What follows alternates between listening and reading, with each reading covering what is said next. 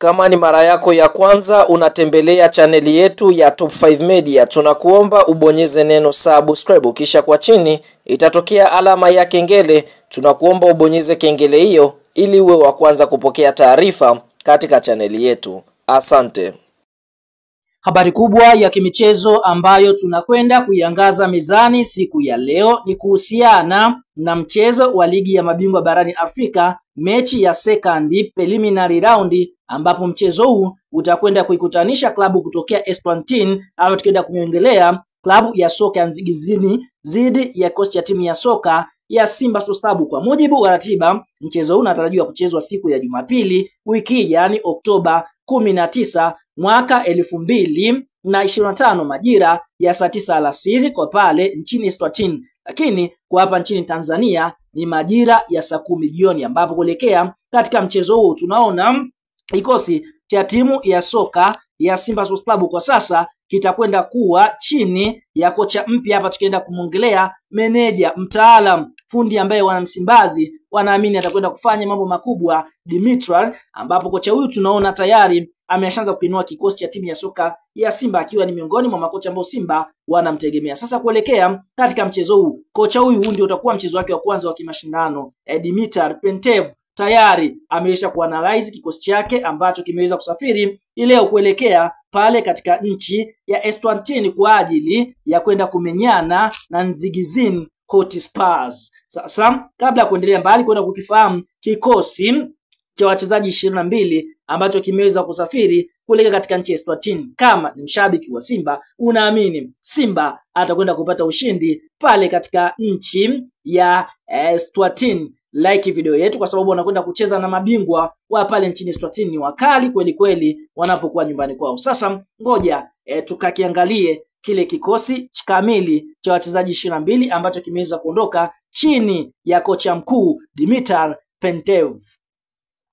Kwa upande wa magolikipa ambao wameweza kusafiri ni magolikipa wawili tu, yani Yakubu Suleiman na Hussein Abeli. Golikipa namba 1 Musa Kamara Pimpin ameshindwa kusafiri, hii ni kutokana na golikipa huyo kuwa na majeraha. Lakini katika upande wa mabeki ambao Simba ameweza kuondoka nao ni mabeki 7. Beki wa kwanza ni Shomari Kapombe ambaye ndiye nahodha mkuu wa klabu ya soka ya Simba. Kuna David Kameta Duchu, kuna Anthony Mligo, kuna Shamu Karabwa, kuna Rushain Dirok, kuna Wilson Nangu, na beki wa 7 ni Vedastus Masinde ambaye ni igizo jipya. Hapa tunaona amesajiliwa katika dirisha hili kubwa la usajili lililopita.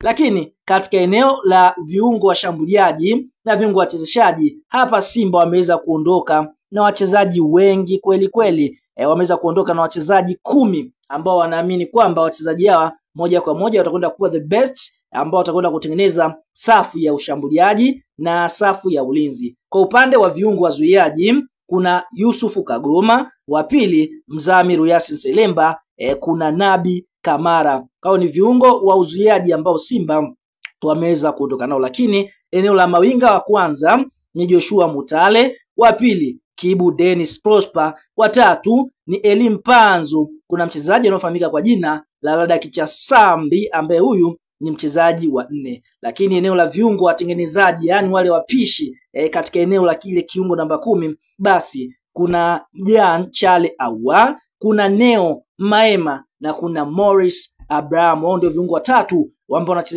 wanachezesha timu.